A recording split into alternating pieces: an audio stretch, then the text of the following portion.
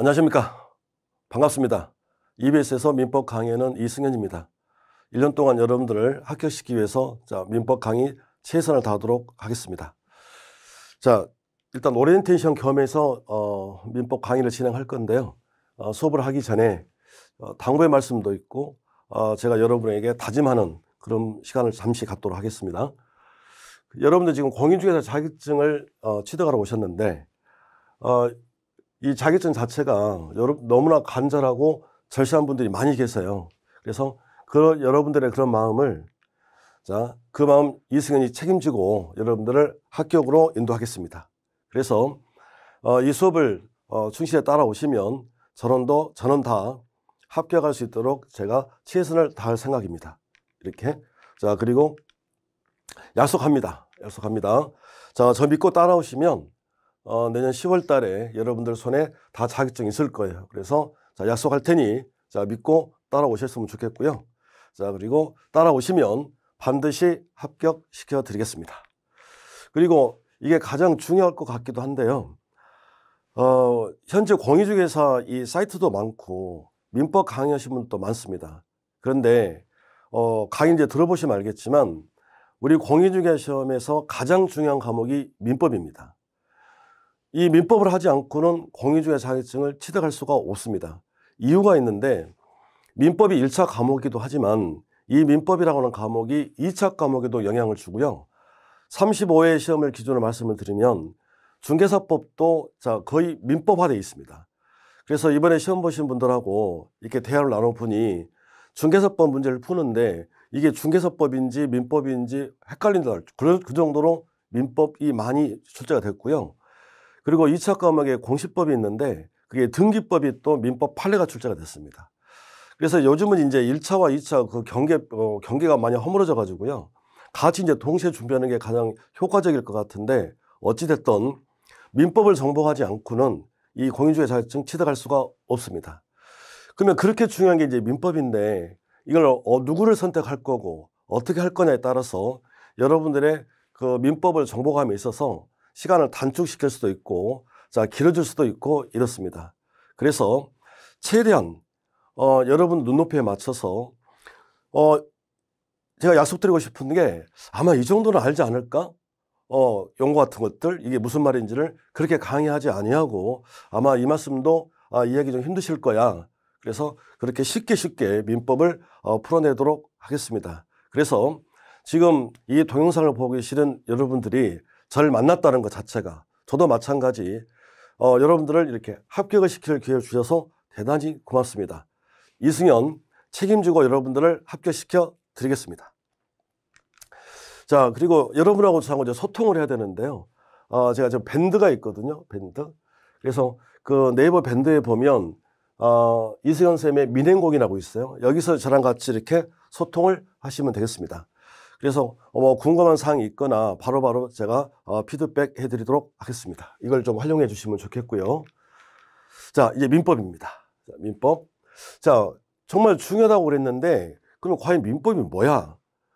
누구나가 다 공인중개사 공부를 한대. 그러면 민법이 중요하다고 한대. 그럼 민법이 뭐야? 딱 정의를 해보면 이게 민법입니다. 법률관계. 그래서 민법이란 법률관계를 따지는 건데요. 사람과 사람 사이에서는 이게 관계가 두 가지가 관계가 형성이 될 수 있는데 인간관계가 형성될 수도 있고 법률관계가 형성될 수 있습니다. 예를 한번 들어보면 제가 회사에 지금 출근하려고 택시를 잡으려고 그래요. 그래서 택시를 잡으려고 이렇게 딱 서 있는데 예를 들어서 택시를 탔습니다. 그러면 저는 택시를 타는 순간에 그 택시기사 아저씨하고 저하고는 운송계약이 체결되는 거예요. 그 운송계약이 체결된다는 말은 그건 법률관계거든요. 그래서 저는 그 택시기사 아저씨에게 택시비를 지불해야 하고 그리고 택시기사 아저씨는 저를 회사까지 이렇게 안전하게 저를 데려다 줄 의무가 있는 거예요. 근데 이걸 인간관계로 바꾸면 택시를 이렇게 기다리고 있는데요. 저한테 수업을 듣던 학생이 교수님 어디 가세요? 이런 거예요. 그래서 제가 회사 가는데요. 그랬더니 제가 모셔다 드릴게요. 이렇게. 그러면 학생하고 같이 왔습니다. 회사에 도착을 했거든요. 근데 그 학생이 저보고 교수님 잘 오셨죠? 택시비 주세요. 이러진 않잖아요. 무슨 관계이기 때문에 인간관계이기 때문에 그렇습니다. 그래서 관계가 법률관계가 있고 인간관계라는 게 있는데 우리 민법에서는 인간관계는 전혀 고려치 아니하고 철저하게 법률관계만 따집니다. 그러면 이제 이 법률관계가 뭔지를 알아야 되겠죠. 그래서 자, 법률관계를 하면 권리와 의무관계를 우리가 법률관계라고 부릅니다. 알고 계셔야 됩니다. 자, 인간관계 고려치 않는다. 철저하게 법률관계만 따진다. 그러면 법률관계는 뭐야? 그러면 권리와 의무관계를 말한다. 이렇게 하나를 기억을 해주시면 되겠고, 하나 예를 좀 들 텐데요. 전세권 설정 계약을 했어요. 내가 나무 집에 전세 산다. 근데 이 민법을 처음 접하신 분들이 민법을 힘들어하는 이유가 있는데 그 이유는 이것 때문에 그렇습니다. 이것 때문에 저도 마찬가지 나무 집에 그 전세 살 때 있는데 저는 그냥 우리 집주인이 말이야 이렇게 얘기를 해요. 그러니까 우리 일상 언어는 그냥 집주인이라고 하는 거고 그냥 세입자 이렇게 부르거든요. 그런데 이건 일상 언어인 거고 이걸 이제 법률 용어로 딱 바꾸면 이렇게 부른다는 거예요. 그러니까 이 법률 용어가 이해가 안 되니 법률 용어가 이게 일상 언어랑 이렇게 완전히 괴리감이 있는 거 아닙니까? 쓰는 용어가 다르기 때문에 거기서 힘들어 하시는 거예요. 그래서 제 민법 강의 특징은 생활 밀접형으로서 자, 이런 모든 법률 용어를 일상어로 바꿔드릴 거예요. 여러분들이 최대한 이해하기 쉽도록 하기 위해서 자, 법률 용어를 일상 언어로 바꿔준다. 그러니까 쉽게 말하면 우리가 전세 계약을 했어요. 이러면 집주인하고 세입자 관계거든요. 이건 일상 언어입니다.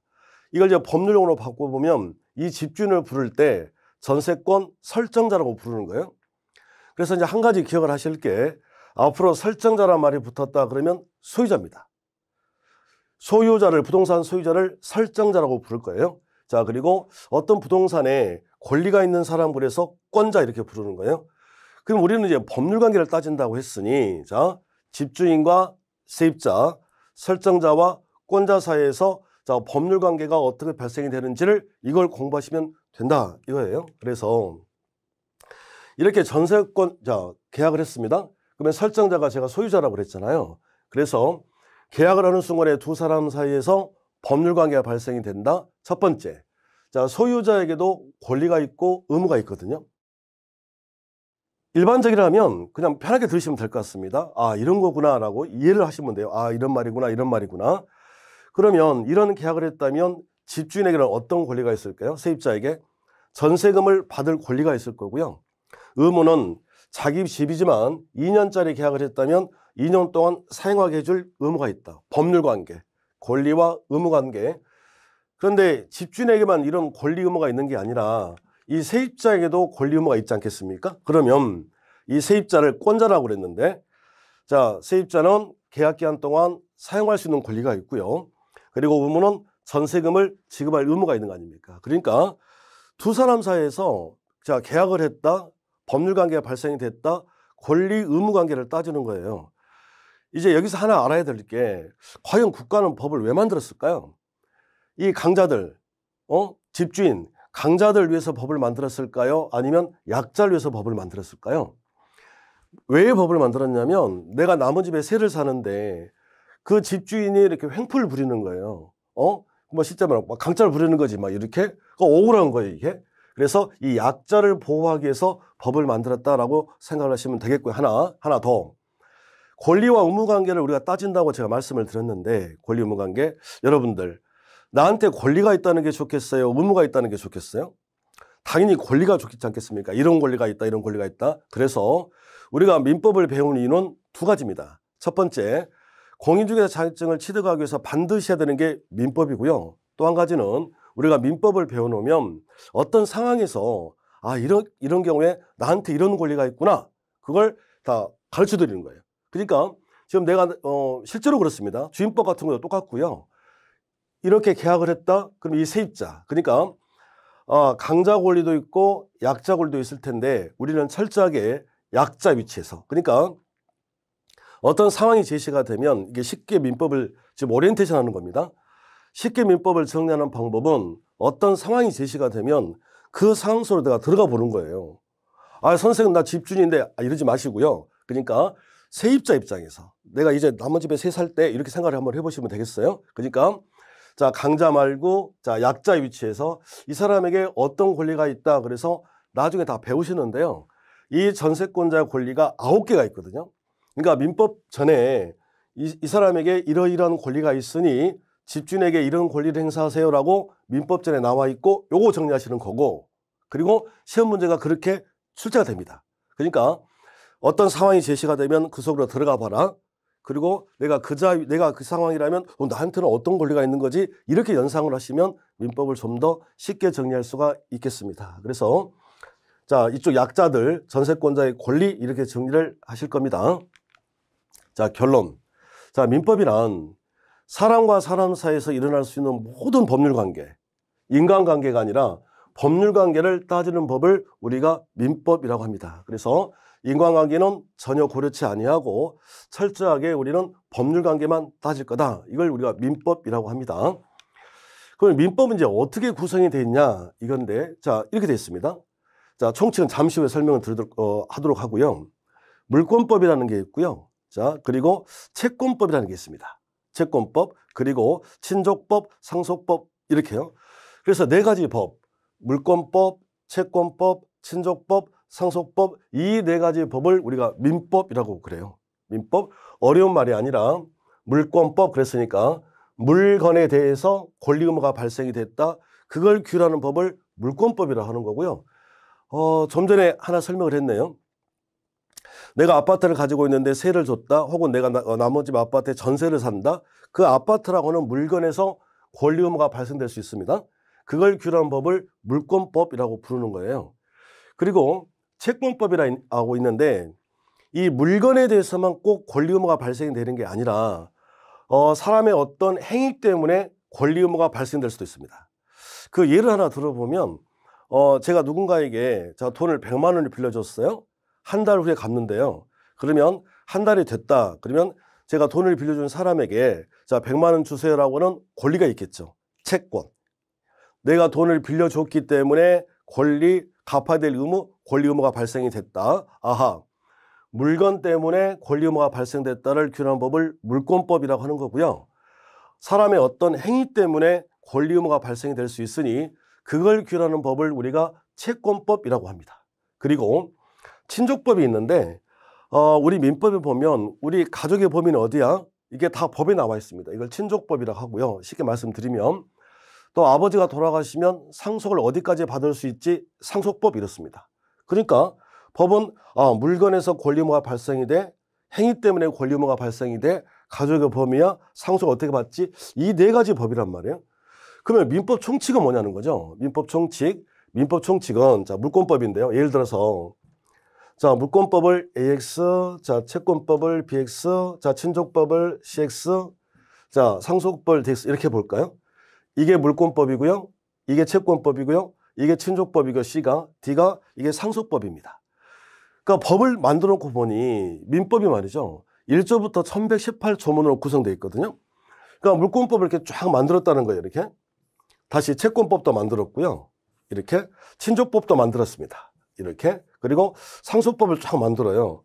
근데 가만히 보니까 안 그래도 법조문 개수가 많은데 물권법에서 사용됐던 용어랄지 규칙들, 그게 또 채권법에 또 쓰는 거예요. 이렇게. 물권법에 썼던 용어가 여기도 겹치고 여기도 겹치고 여기도 겹치고. 그럼 이걸 똑같은 내용이, 똑같은 용어가, 똑같은 규칙이 계속 반복되고 있는데 이걸 네 번을 적을 필요가 없잖아요. 우리나라 사람들은 이게 말이 길어지면 이걸 줄여서 부르는 걸 좋아하지 않습니까?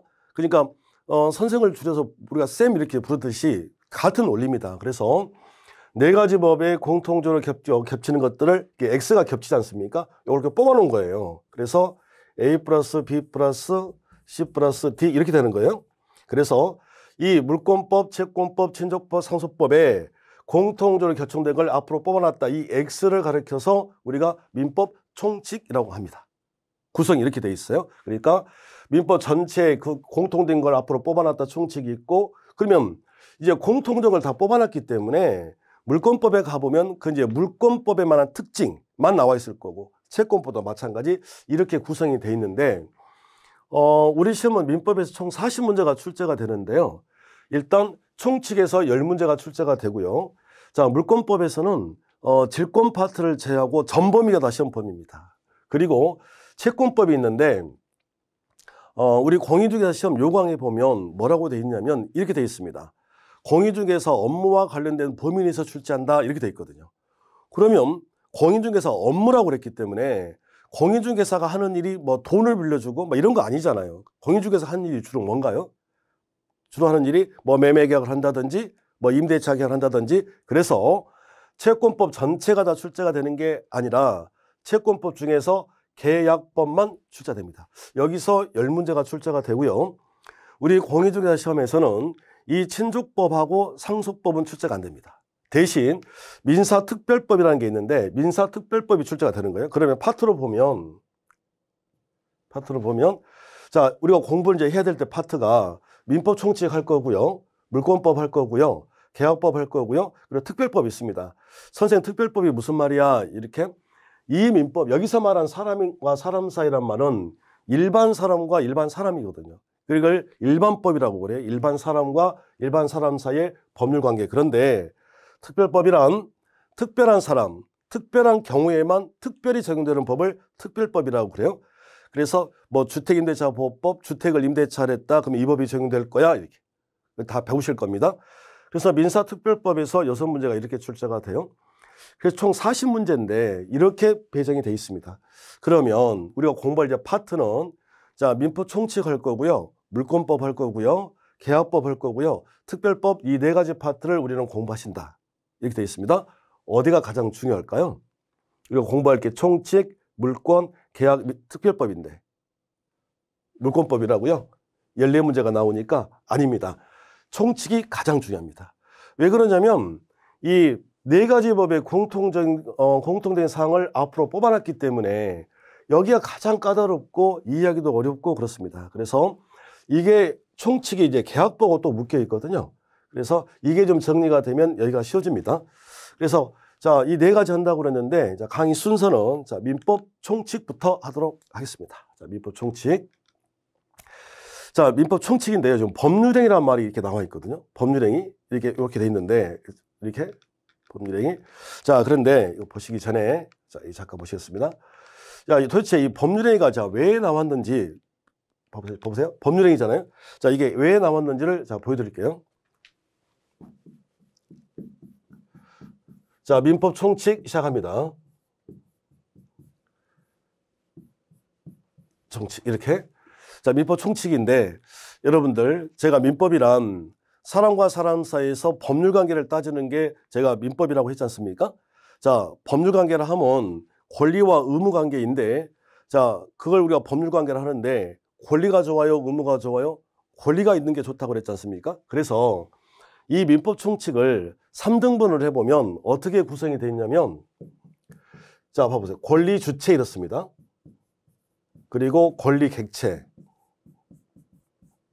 그리고 권리 변동 이렇게 되어 있거든요. 그러니까 총칙을 민법 총칙을 전체를 이렇게 3등분 해보면 이런 구성을 띠고 있는 거예요. 그러니까 아예 의무란 말을 안 쓰잖아요. 권리 주체, 권리 객체, 권리 변동 자 이렇게 되어 있습니다. 그러면 권리 주체는 봐보세요. 권리는 누가 누리냐 이거예요.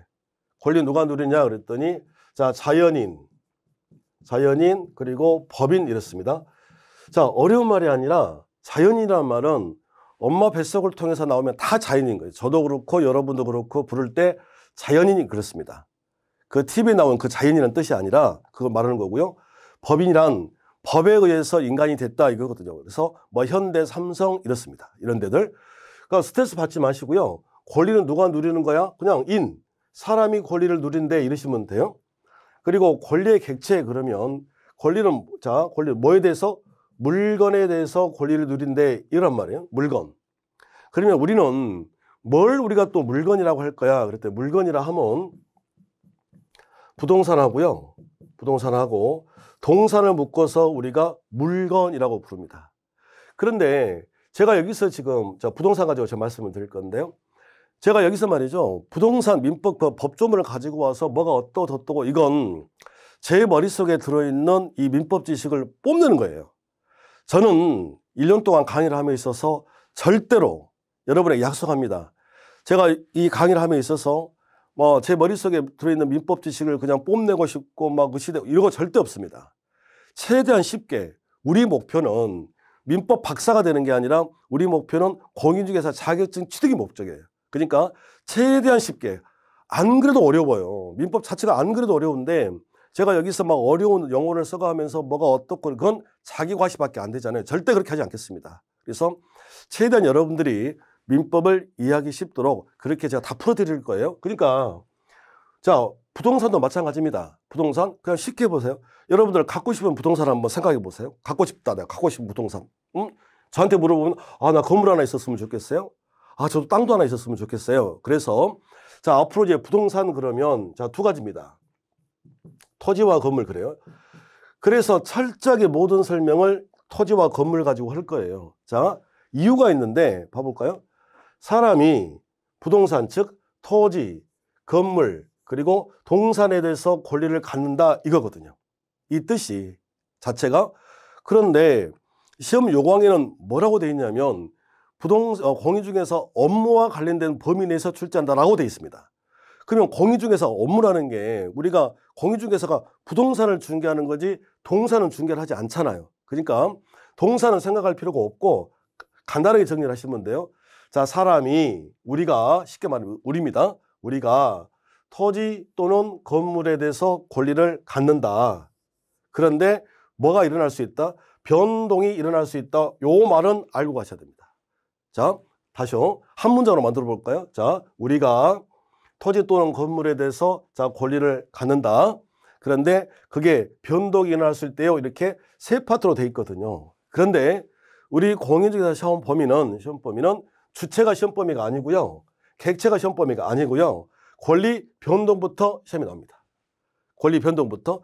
그러면 주체가 객체가 시험 범위가 아닌데 제가 여기서 막 이걸 복잡하게 자세하게 설명하고 있으면 이게 안 되는 거 아닙니까? 그러니까 그래서 간단하게 하시라는 거예요. 우리가 토지 또는 건물에서 권리를 갖는데 그런데 변동이 일어날 수 있대 이거예요. 변동. 그러면 변동은 뭐야? 어떤 걸 우리가 변동이라고 하냐면요. 자, 갑과 을이 있는데 예를 들어서 매매를 했습니다. 그래서 뭐 등기했다 다 빼고요. 그러면 나중에 을이 이 건물을 취득할 거예요. 취득? 그럼 얘가 취득이면 얘는 뭐가 돼요? 상실이 되는 거죠. 상실 이렇게. 아하. 그러니까 한 사람은 취득, 한 사람은 상실 이 뜻입니다. 그러니까 변동이 일어났다는 말의 의미는 앞으로 자, 취득 그리고 자, 뭐 상실 그리고 변경. 이걸 이제 어떤 분들은 이걸 이제 득실 변경이라고 말을 또 하긴 하는데 아무튼 쉽게 하시라고 그랬습니다. 우리가 토지 또는 건물에 대해서 권리를 갖는데 변동이 일어날 수 있대. 근데 이렇게 변동이 일어나면 이때부터 우리는 자, 법률 효과가 발생이 된대 이렇게 부르는 거예요. 그러면 이 원리를 하나 이제 깨우치셔야 되는데 자, 어떻게 보면 지금 설명하고자 하는 게 가장 중요할 수도 있습니다. 여러분이 민법을 이해함에 있어서 자, 무슨 말씀이냐면요. 자, 이런 건데 자, 민법을 힘들어하는 이유가 하나 있습니다. 다른 과목은요. 이게 어떤 정의랄지 의의가 딱 한번 정해지면 그냥 그대로 가는 겁니다. 근데 민법은 그게 아니라 똑같은 말인데 이렇게 살짝씩 바뀐 그게 힘든 거예요. 자, 하나 제가 예를 들어 볼게요. 자, 제 이름은 이승현입니다. 그러니까 저를 부를 때 야, 이승현 이렇게 부른단 말이죠. 그런데 제가 학원에 오면 저를 야, 이승현 이렇게 부르지 아니하고 저를 자, 민법 선생 이렇게 부릅니다. 민법 선생이라고 불러요. 그런데요. 제가 집에 가잖아요. 그럼 우리 집에 계신 분들은 저한테 이승현 혹은 민법 선생 이렇게 부르지 아니하고 제가 집에 가면 저한테 지훈이 아빠 이렇게 불러요. 그러면 이게 이 원리를 좀 알아야 되는데 저라는 사람인데 이승현이라고 불러도 저고요. 민법 선생이라고 불러도 저고요. 지훈이 아빠라고 불러도 저 아닙니까? 그러니까 이게 다 같다는 것만 아시면 돼요. 이게 다 같은 말이다. 그러니까 민법이라는 게 이것 때문에 힘든 거예요. 다 같은 내용이야. 그런데 이렇게 부르기도 하고 이렇게 부르기도 하고 이렇게 부르기도 하고. 그러니까 이게 이런 뜻인 거죠. 그러니까 그걸 다 묶어 드릴 거예요. 그러니까 처음 들을 때는 아이고야 힘들어 양이 많은 것 같아 막 이러시거든요. 그런데 한 번만 묶어 놓으면 시험이 이렇게도 나오고 이렇게 나오고 돌아가면서 이렇게도 나온단 말이에요. 그러니까 이거 하나 했다가 나중에 또 이거 했다가 그러면 이거 묶어지지가 않아요. 그러니까 처음부터 아, 이게 같은 뜻이구나 라고 정리를 하시면 되는데요. 이게 이겁니다. 자, 앞으로 우리는 변동이 일어났다 이렇게 들으면요. 변동 그러면 효과가 생겼다 이렇게 할 거거든요. 그러니까 이 말이나 이게 다 같은 말인데 우리는 토지와 건물만 가지고 생각을 한다고 했으니 여러분들 토지 또는 건물을 취득하고 싶어요? 안 하고 싶어요? 솔직히 취득하고 싶잖아요. 그러니까 토지 또는 건물을 우리가 무슨 득? 취득할 거야. 이거 취득할 거야. 취득. 그래서 우리가 토지 또는 건물을 취득할 거야. 그러면 반대 사람은 상실 아니겠습니까? 그러면 변동이 일어났다 하고 효과가 발생됐다. 끊임없이 나옵니다. 지금 설명하고 있는 지금 오리엔테이션 겸해서 지금 하고 있는데 앞 부분을 민법 배경을 누구나가 다 공인중개 자격증을 취득하려고 해요. 도전해 보려고 합니다. 그러면 이제 책도 보실 거잖아요. 그러면 대부분 사람은 저도 마찬가지고요. 지적 호기심이 발동이 돼요. 그래? 민법이 중요하다고 그랬는데 뭐야 도대체? 라고 읽게 됩니다. 책을 읽게 되는데 읽어보면요. 무슨 말인지 모르겠어요. 말들이 너무 어려워가지고. 그러니까 끊임없이 책에는 법률 효과가 어떻고 계속 이렇게 나옵니다. 무슨 말이 이해가 안 돼요. 그러니까 이걸 쉽게 바꿔주시면 돼요. 제가 바꿔드릴 거고요. 제가. 그래서 앞으로 법률 효과라는 말이 보이면 법률 효과. 자, 이게 어렵지 않습니까? 그래서 자, 효과라는 말이 보이면 변동인데 쉽게 말하면 취득이에요. 자, 한번 좀 들어보신 분들은 금방 이해를 하실 건데 보세요. 토지 또는 건물을 우리가 취득할 수 있다. 보세요. 취득할 수 있다. 다른 말로 바꾸면 효과가 있다. 다른 말로 바꾸면 효력이 있다. 글 두 글자를 줄여서 유효라고 합니다. 그러니까 이 원리란 말이에요. 이 원리. 자, 다시요. 우리가 토지 또는 건물을 봐보세요. 취득할 수 없다. 효과가 없다. 효력이 없다. 이걸 두 글자로 무효라고 합니다. 이게 유효무효예요. 그러니까 실제 기출문제를 보면 취득할 수 있다 없다로 나올 수도 있고 효력이 있다 없다로 나올 수도 있고 이게 유효냐 무효냐 이렇게 물어볼 수 있습니다. 그러니까 이게 다 같은 뜻이라고만 정리를 하시면 되겠습니다. 그러면 이제 다시 한번 정리해 보죠. 자, 총칙.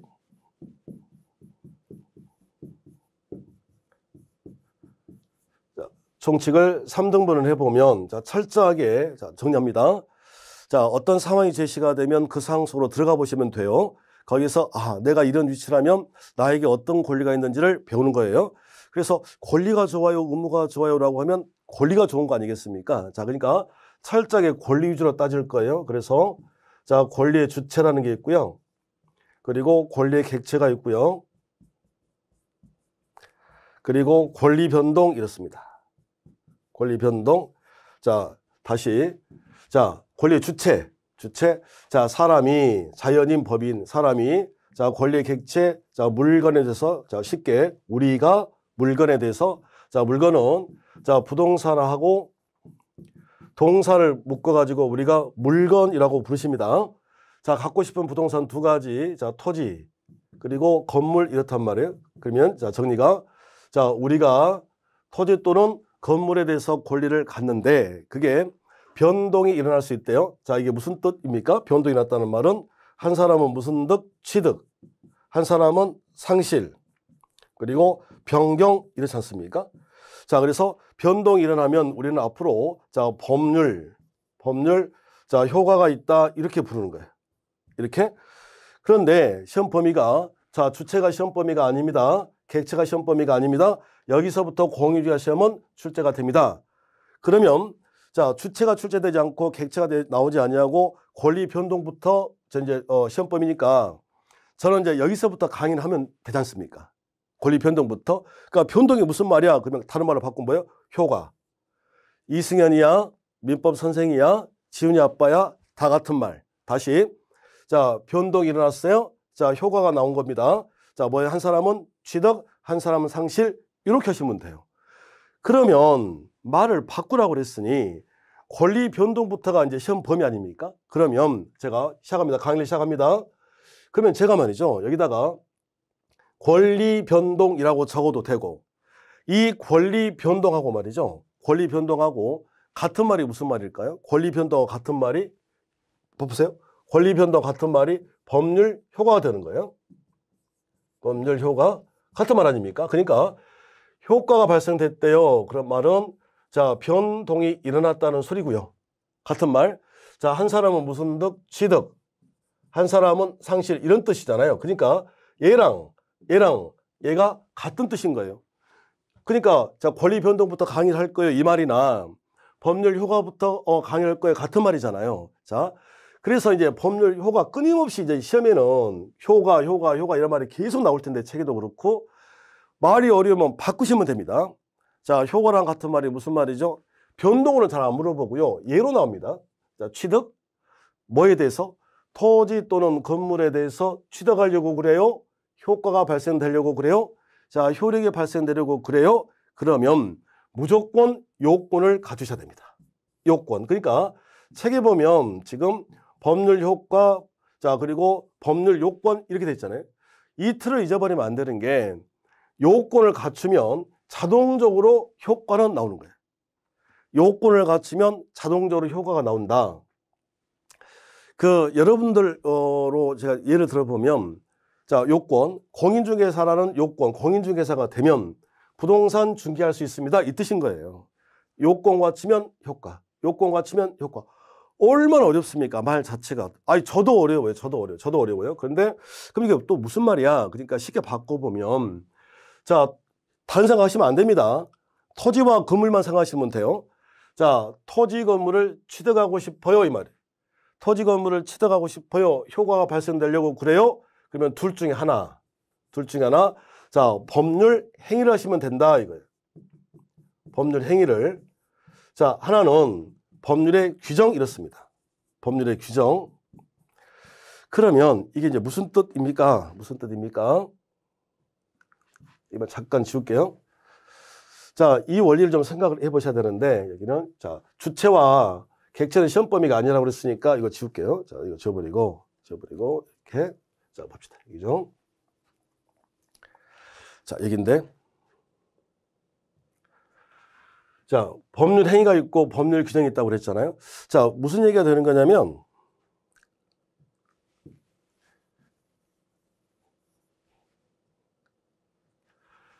자, 이렇게 있는데요.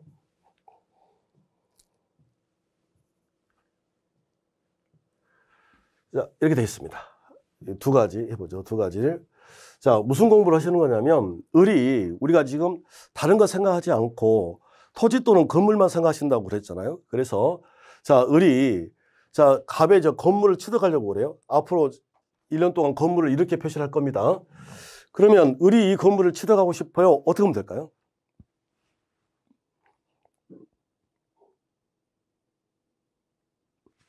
자, 우리 현실에서 갑 건물을 취득하고 싶어요. 어떻게 하면 되죠? 어떻게? 그러니까 쉽게 하시라고 그랬는데 내가 저 아파트를 갖고 싶어요. 취득하고 싶어요. 이 말이잖아요. 그러면 매매라고 하는 행위를 하시면 매매라고 하는 행위를 하게 되면 자, 을은 이 건물을 취득할 수 있잖아요. 이렇게. 여기 보세요. 취득하려면 효과가 발생되려면 행위하시라고요. 행위를. 그런데 우리가 토지 또는 건물을 취득함에 있어서 꼭 행위를 해야만 취득할 수 있느냐? 꼭 이런 행위를 해야만 취득할 수 있느냐? 그게 아니라 예전에 아버지가 돌아가셨어요. 상속. 그러면 상속이 계셔야 되잖아요. 그러면 너 가져라니? 이렇게요. 이렇게 187조에 나와 있단 말이에요. 이걸 법률의 규정이라고 합니다. 그러니까 무슨 공부를 하는 거냐면 우리가 토지 또는 건물을 취득하려고 그래요? 효과가 발생되려고 그래요? 그러면 둘 중에 하나, 행위를 통해서 취득할 수 있는 거고요. 또 한 가지가 법률 규정에 의해서 네가 취득할 수 있다고 법에 정해졌다면 취득할 수 있다. 이런 뜻이에요. 그러면 결론이 이런 거 아닙니까? 우리가 다른 공부하는 게 아니라 토지 건물을 어떻게 취득할 수 있습니까? 이거 지금 물어보는 거니까. 그러면 우리가 토지 또는 건물을 취득하려고 그래요? 자, 효력이 발생되려고 그래요? 효과가 발생되려고 그래요? 유효가 되려고 해요? 그러면 둘 중에 하나라는 거예요. 법률 행위를 하면 효과가 생깁니다. 얼마 어렵습니까? 행위를 하면 취득할 수 있습니다. 이게 더 쉽지. 그런데 꼭 법률 행위를 해야만 취득할 수 있는 게 아니라 법에서 취득할 수 있다고 정해놨다면 취득할 수 있다, 이런 뜻이에요. 둘 중 하나인 거죠. 그런데 우리가 일반적으로 토지 또는 건물을 취득함에 있어서 그 방법이 두 가지라고 그랬는데, 행위를 통해서 취득할 수 있고 법에 정해져 있으면 취득할 수 있다고 그랬는데, 둘 중에서 아버지가 돌아가시는 게 일반적입니까? 매매가 일반적입니까? 매매죠, 매매. 그러니까 이 매매라고 하는 행위를 통해서 자, 토지 또는 건물을 취득할 수 있어요. 그러면 우리는 말을 뒤집어 보면, 여러분들이 토지 또는 건물을 취득하려고 해요? 그러면 일반적으로 뭘 하면 된다는 거죠? 법률 행위를 하시면 취득할 수 있다, 이런 뜻이 되는 거예요. 그렇다면 법률 행위를 하면 토지 또는 건물을 취득할 수 있다고 했으니 법률 행위가 뭔지를 알아야 우리는 법률 행위를 해서 토지 또는 건물을 취득할 거 아닙니까? 그래서 우리가 이제 배우는 게 이걸 배운다, 이거예요. 그러니까 대한민국에 있는 모든 공인중개사 민법책은 다 똑같습니다. 그러니까 앞부분을 굉장히 힘들어요. 이게 왜 갑자기 생뚱맞게 나 민법 공부할 거야 막 이랬는데 법률행위가 탁 튀어나오면 뭐냐 이것도, 이게 막 이렇게 되는 거죠. 그러니까 이 법률행위가 나온 이유가 이것다는 거예요. 이것 때문에 법률행위가 나왔다. 그러니까 효과가 발생되려고 그래요? 취득하려고 그래요? 우리가 토지 또는 건물을 취득을 하고 싶어요. 취득하고 싶어요? 그러면 둘 중에 하나인 거예요. 법률 행위를 통해서 할 수도 있고, 법률 행위를 하지 않더라도 법에 뭔가가 정해졌다면 취득할 수 있다. 근데 가장 일반적인 토지 건물의 취득의 모습, 효과 발생의 모습, 자, 그건 법률 행위더라. 그래서 여러분들 보고 법률 행위를 하시라고, 그래서 토지 또는 건물을 취득하시라고, 그래서 법률 행위를 가르쳐 드리는 거예요. 이게 그래서 법률 행위를 배우신다, 이렇게 생각을 하시면 되겠습니다. 그래서 자, 이제 법률행위가 왜 나온지까지 말씀을 드렸는데, 자, 여기까지만 딱 묶어 볼게요. 민법이란 사람과 사람 사이에서 일어날 수 있는 모든 법률 관계를 따진 거다. 인간관계 전혀 고려치 않는다. 여기서 말하는 법률 관계라 하면 권리와 의무 관계를 우리가 법률 관계라고 한다. 됐습니다. 자, 그리고 이제 앞쪽에서 말씀드리면 우리가 공부를 해야 될 파트가, 자, 민법 총칙, 물권법, 계약법, 민사특별법, 이 네 가지 파트를 배우실 거고요. 자, 민법 총칙으로 들어왔습니다. 자, 민법 총칙은 권리의 주체, 권리는 누가 누린다? 우리가. 권리의 객체, 뭐에 대해서? 물건. 물건이라 하면 부동산과 동산을 묶어서 물건이라고 하는데, 자, 갖고 싶은 부동산 두 가지, 토지 건물만. 공인중개사 업무라고 그랬습니다. 그래서 저도 모든 설명을 토지와 건물만 가지고 할 거예요. 물론 동산 가지고 할 수는 있는데, 자, 주로 시험은 자, 부동산 가지고 나온다는 것, 토지 건물 이렇습니다. 근데 주체와 객체가 시험 범위가 아니더라. 시험 범위는 어디서부터더라? 권리 변동부터더라. 변동은 무슨 말이야? 중요합니다. 바꿔야 됩니다. 같은 말은 아시면 뭔데요? 이승현이다, 민법 선생이다, 지훈이 아빠다. 자, 변동이 있습니다. 같은 말이 뭐예요? 법률 효과. 같은 말이 뭐예요? 취득. 토지 또는 건물을 취득하려고 그래요? 변동이란 겁니다. 취득합니다. 변동이란 겁니다. 효과가 발생됐다, 이렇게 부르시는 거예요. 그래서 우리가 토지 또는 건물을 취득하고 싶어요? 효과가 발생되려고 그래요? 자, 취득을 해보세요. 토지 건물을 취득하고 싶어요? 둘 중에 하나를 하시면 됩니다. 법률 행위를 하시면 우리가 취득할 수 있는 거고요. 하나 더, 행위를 하지 않았지만 법률의 규정, 법에 정해져 있다면 우리가 취득할 수 있는 거예요. 자, 그런데 가장 일반적인 토지 또는 건물의 취득의 모습은 법률 행위를 하시는 거다. 그래서 지금부터 법률 행위를 배우신다, 이거예요. 그래서 이제 법률 행위가 쭉 나올 겁니다. 여기까지가 이해가 되시죠? 그래서 이제 구체적으로 이제 법률 행위가 이제 들어갈 건데, 자, 법률 행위는 뭐가 있고, 자, 어떻게 되는지, 자, 여기서부터는 자, 10분 쉬었다 하도록 하겠습니다.